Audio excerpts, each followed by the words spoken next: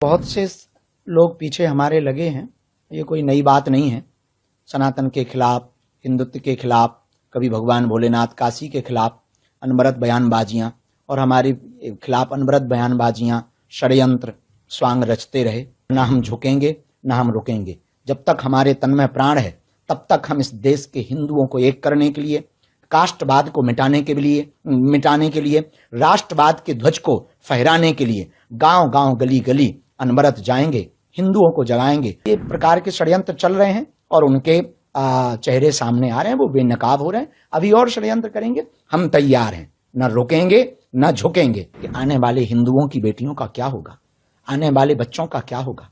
न बच्चे सुरक्षित हैं, न संस्कृति सुरक्षित है, न सनातन सुरक्षित है। किस तरीके से विदेश यात्रा कर रही है आपकी? अद्भुत रही। लंदन, ओमान, मस्कट और दुबई से होते हुए पुनः भारत बालाजी के चरणों में हम पहुंचे हैं आज। अद्भुत रहा। भारतीय सनातन संस्कृति का ऐसे ही प्रचार हो।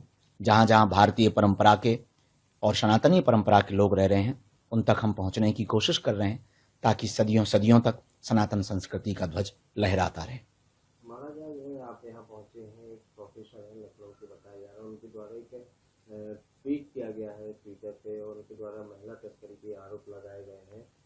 किस तरीके से आप देखते हैं? आज आपके शिष्यों ने FIR भी दर्ज कराई है। अनवरत बहुत से लोग पीछे हमारे लगे हैं। ये कोई नई बात नहीं है। सनातन के खिलाफ, हिंदुत्व के खिलाफ, कभी भगवान भोलेनाथ काशी के खिलाफ अनवरत बयानबाजियां और हमारे खिलाफ अनवरत बयानबाजियां, षड्यंत्र, स्वांग रचते रहे। ये कोई नई बात नहीं है। आगामी समय में जो फिर से पदयात्रा की जानी है 7 नवंबर से 16 नवंबर, और जब उसकी बिगुल बज गया, उसकी वार्ता यत्र तत्र होने लगी, तो प्रायोजित तरीके से इस प्रकार के लोग सक्रिय हो गए हैं। कुछ ना कुछ बोलते जा रहे हैं। अभी तो और नए नए षड्यंत्र आएंगे, पर ना हम झुकेंगे, ना हम रुकेंगे। जब तक हमारे तन में प्राण है, तब तक हम इस देश के हिंदुओं को एक करने के लिए, काष्टवाद को मिटाने के लिए, राष्ट्रवाद के ध्वज को फहराने के लिए गांव गांव, गली गली अनवरत जाएंगे, हिंदुओं को जगाएंगे और हिंदुत्व परंपरा के प्रचार के लिए अनवरत कार्य करते रहेंगे। और अब समिति ने उनके ऊपर FIR भी की है, और ऐसे लोगों पर हमें लगता है ध्यान नहीं देना चाहिए। अफवाह पर ध्यान ना देवें।